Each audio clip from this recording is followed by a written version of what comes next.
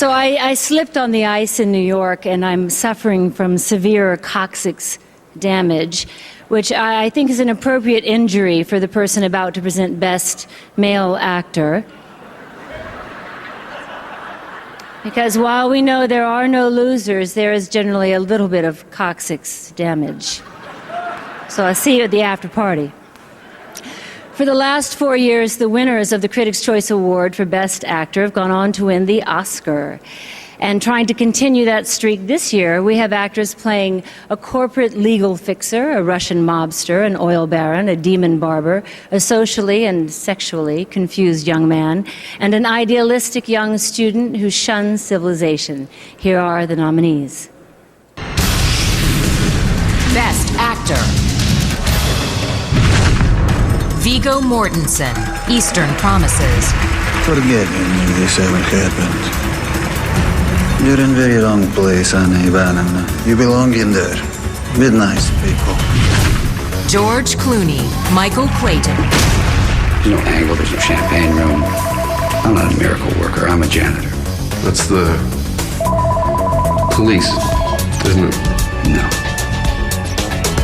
They don't call. Emil Hirsch, Into the Wild. Just be out there in it, you know, big mountains, rivers, sky, game. Just be out there in it, you know, wild. Ryan Gosling, Lars and the Real Girl. I have a visitor. Where did you meet this person? On the internet. Yeah, well, everybody's doing that now. Daniel Day-Lewis, There Will Be Blood. How would you like $10,000? For what? For my church. That's good. Johnny Depp, Sweeney Todd. Let's talk now. Sweeney Todd. And he will have his revenge.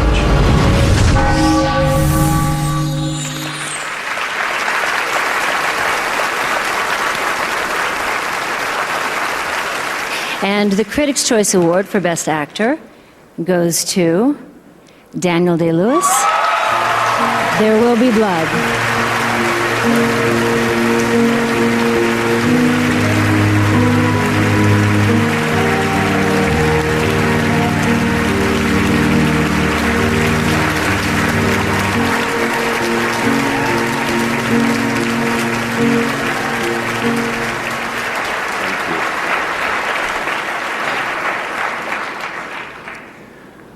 Well, it's moments like this when I wish that George Clooney was my speechwriter. He always says exactly the right thing at the right. You haven't got a spare speech I could borrow, have you, by any chance? I've been thinking about the work of my wonderful fellow nominees and others who gave supreme performances this year that were nominated. And I was thinking about the fact that if we're lucky enough to be caught up in this whirlwind, that we get to talk an awful lot around this time. And, you know, in my case, you know, if I can cough up a couple of hundred incomprehensible sound bites on the red carpet, then, you know, and then the in-depth interviews where supposedly you reveal absolutely everything about yourself, you know, how you work, how you prepare, to talk about the character and so on and so forth. And in the course of all that, you gradually become more or less completely unrecognizable to yourself. And, but nonetheless, there's a nugget of mystery that remains. And even if you wish to reveal it, you wouldn't be able to. And even to try and talk about it, it would just seem so self-important and pretentious that you'd be better off not trying. And it's the mystery of the work of all these people who I admire so much in the work they've done this year. It's like food and drink to me. I don't know how they did what they did.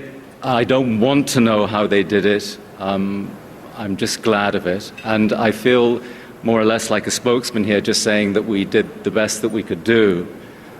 this year, and it seemed to me like there was a lot of wonderful work this year. Well,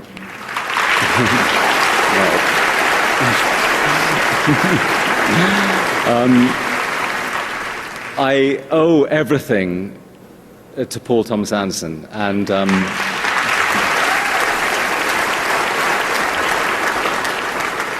my evil twin brother, and I owe everything. In saying that, I mean also that he introduced me to all the people that I made this film with, some of whom are here tonight. Paul Dano, my dancing partner there. But by the way, Paul, Dylan Frazier slaps harder than you. You should know that. And of course, Joanne Stella, Daniel Lupi,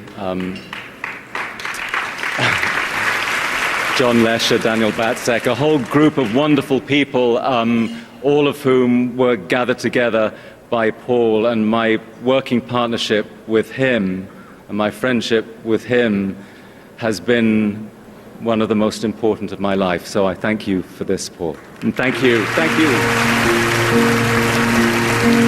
you.